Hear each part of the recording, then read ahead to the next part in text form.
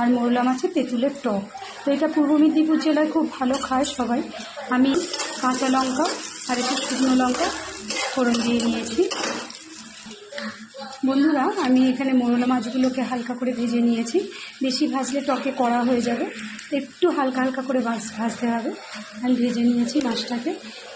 এবার আমি ফোড়নের মধ্যে, যেখানে আমি 5 ফোড়ন, শুকনো লঙ্কা, কাঁচা লঙ্কা ফোড়ন দিয়েছিলাম, সেটা আমি তেঁতুল জলটা ঢেলে দেব।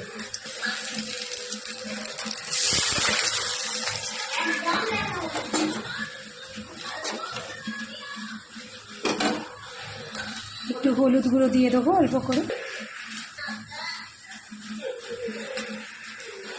বন্ধুরা, ঝোলটা ফুটে উঠেছে, টকটা। এবার আমি মাছগুলো মিশিয়ে দেবো। আমার মাছটা মেশানো হয়ে গেছে।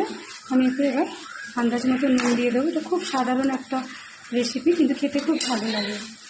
ছুটির দিনে, বৃষ্টির দিনে এরকম টক বানিয়ে খেতে সত্যি খুব ভালো লাগে। তো বন্ধুরা, আজকের মতো আমি রেডি মোরলা মাছের তেঁতুলের টক।